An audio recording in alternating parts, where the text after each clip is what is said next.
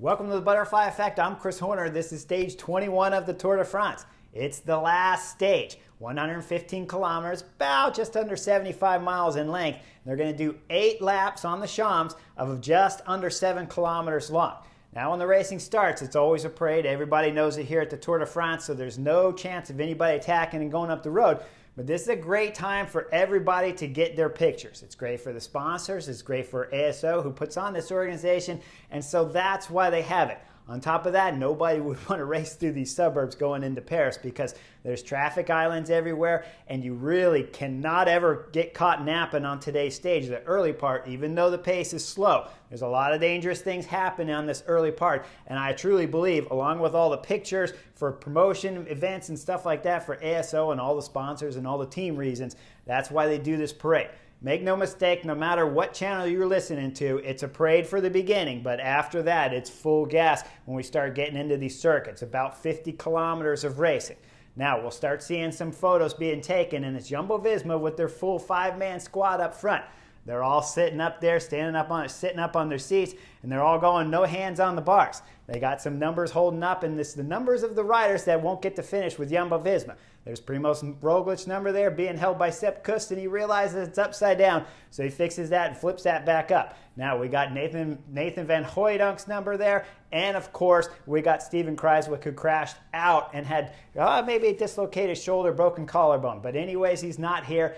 Now, when they start to come out of that stance of sitting up for the photograph, Sepp Kuss loses the handlebars just a little bit and almost crashes the race leader's yellow jersey. That's 2 times in 2 days that Jonas Vingegaard had his biggest scare here at the Tour de France since he's been in the race leader's yellow jersey, if you don't count the 100 of attacks by Tadej Pogačar since stage 12 and on. Now, when we get into the racing proper, like I said, about 50 kilometers to go, and it always starts when they go past the Louvre in these later editions here of the Tour de France. With Jumbo-Visma on the front, stringing everything out when we get on the circuit proper. Once we cross the line for the first lap here on the Champs, it's going to be attacks nonstop. But you got 5 big teams back there keeping everything under control. Alpecin Phoenix there, Bike Exchanges on the front, Lotto, Quick Step, and DSM. They all got the best sprinters here in the Tour de France, and Wout van Aert's one of the best sprinters, of course. I didn't forget him. But Wout van Aert is sitting most of the time at the back of the peloton when the cameras come back. Up near the front, still the race leader's yellow jersey, and he's got his other teammates wrapped around him, which I thought was a little bit strange when I was watching the race live. Now, when the action starts, like I said, the attack started from the first lap, but none of those gaps with those 5 teams chasing is going to be able to get more than about 25-second gap. The biggest gap that I saw that looks somewhat legitimate had Bora Hansgrohe in there, Max Schachmann, 2 guys from FDJ with Oliver Legac and Duchenne, and then you had 2 EF education riders in there along for company. Now, like I said, the gap wasn't too big, and they'll get brought back with under a lap to go. When we hit the bell lap, it's going to start getting exciting because the racing is full gas now here on the Champs, and it's going to be Ineos on the front with Dylan Van Barley. We'll see him look right over his shoulder, right down the peloton, and it's Garrett Thomas there. Garrett Thomas starts lighting it up and attacking this race with 1 lap to go. As he's going up the right side of the road, all of a sudden, once we start getting into the center, we're going to see race second place here at the GC. It's Tadej Pogačar in the white jersey. Tadej Pogačar hasn't finished attacking here at the Tour de France. I love you, Tadej Pogačar. What a fantastic 2022 Tour de France it's been with all these attacks, and Tadej Pogačar is accelerating hard. Garrett Thomas is sitting second on the wheel. It's going a little too fast for G. Thomas, or he just doesn't want to hurt this much, and he pulls out, and that leaves Filippo Ganna, his teammate from Ineos, to close the gap up to Tadej Pogačar. They got a little gap on the peloton, but it's not big enough because DSM's pulling full gas back there to try to keep this all together. Got to be hurting the sprinters a lot at this point in time with 1 lap to go as they're going up this cobblestone. Now, it's about 2, maybe 3% at the most going up this cobblestone, but up to the Arc de Triomphe. But let me tell you guys, when you're on the bike after 3 weeks of racing, this feels like a monster hill right now because the speeds are fast, but because of the cobbles, you got to push really hard. Now remember, in the back of the peloton is the race leader back there in the yellow jersey, and I was just wondering throughout this last lap, I wonder what that guy's thinking back there because they're way in the back with Wout van Aert. Now up front, when they get up to the Arc de Triomphe, Tadej Pogačar's had enough. He's going to pull off hard right, and Filippo Ganna is going to keep accelerating on the pedal all the way around the left bend around the Arc de Triomphe.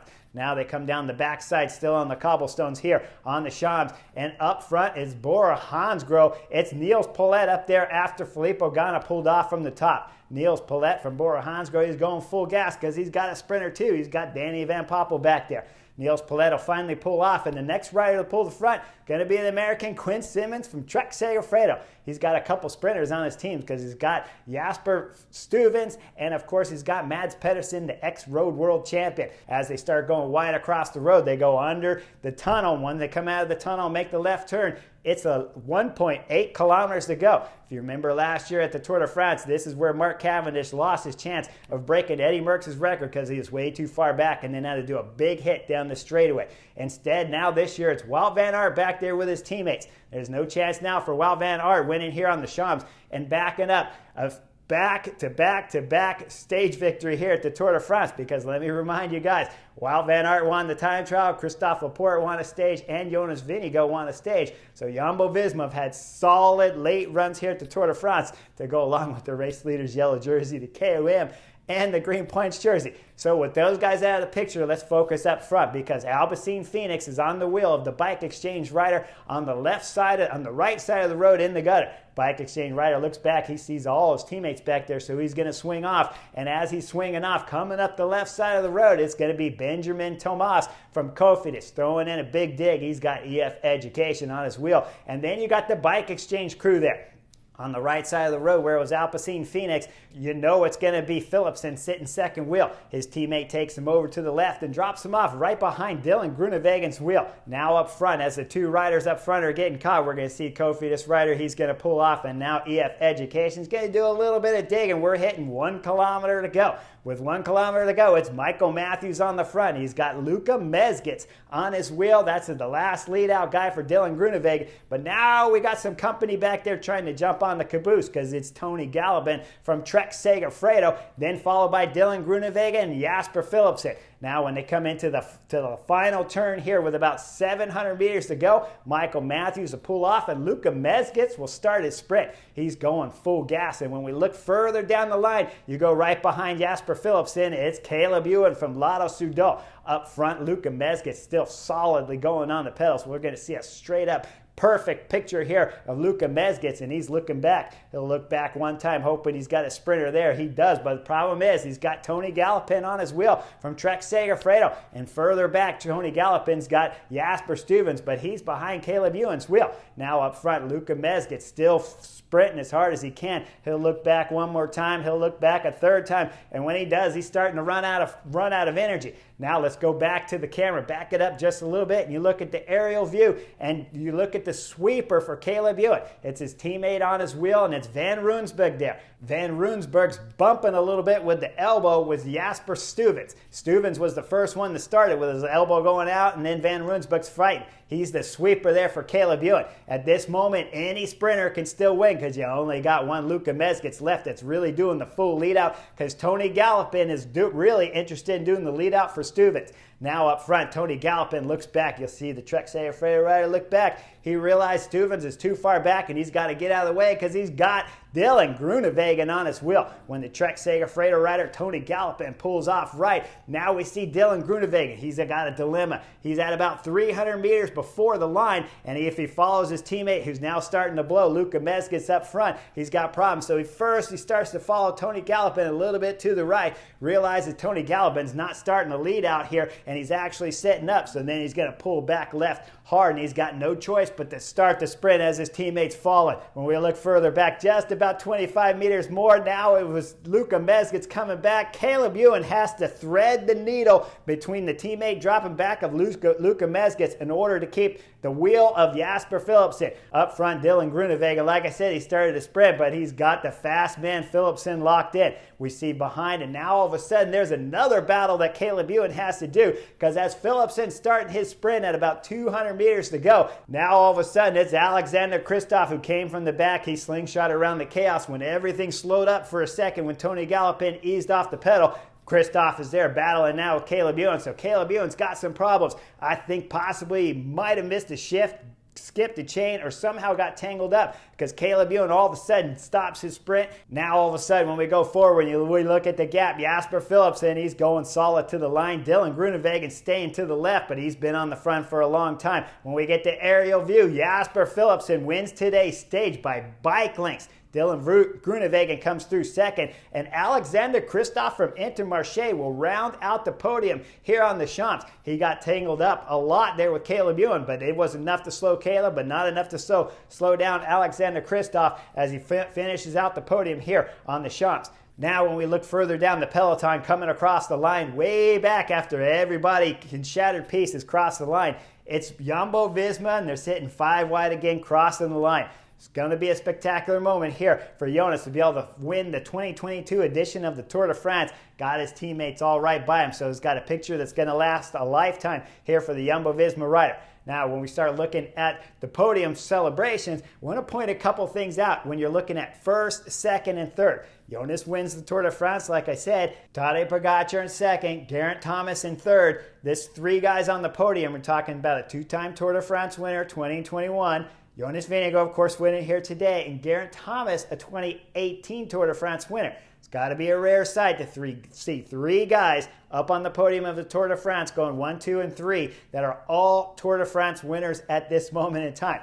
Now, the next podium I want to show you guys, it's the young jersey with Tadej Pogačar, the yellow jersey with Jonas, and the green jersey with Wout van Aert. All 3 of these riders on the podium here at the 2022 Tour de France for their classifications.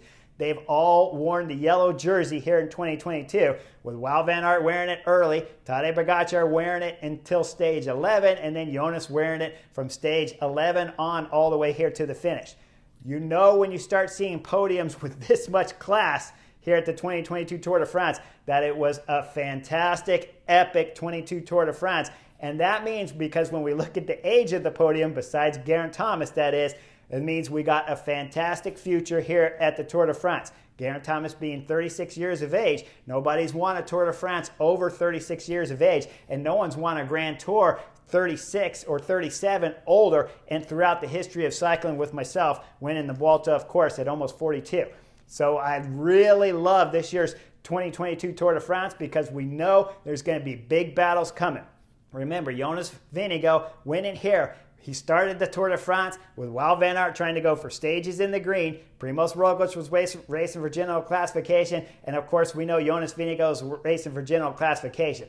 At the end of today's race, I've always seen comments put up here on the site saying, Chris, can Wout van Aert win the Tour de France? I always laughed at it and giggled in the past, but guess what? After this 2022 season, I am no longer going to laugh at people when they ask that comment, because when we've seen how well Wout van Aert was climbing here in 2022, you got to ask yourself, wow, if you got a little bit lighter, if you got a little bit more focus on the general classification, could you win a Grand Tour? One thing's for sure, and going forward, I'm never going to say you can't, big guy, because this 2022 season, you are climbing with almost the best in the world. Now, Jonas Vingegaard, you guys have seen me talk about Jumbo-Visma's tactics and not liking them at all here on the Butterfly Effect. But when I'm talking about Jonas Vingegaard specifically, Jonas Vingegaard, your tactics throughout this Tour de France, once you were in the race leader's jersey, were spot on. I have absolutely no complaints.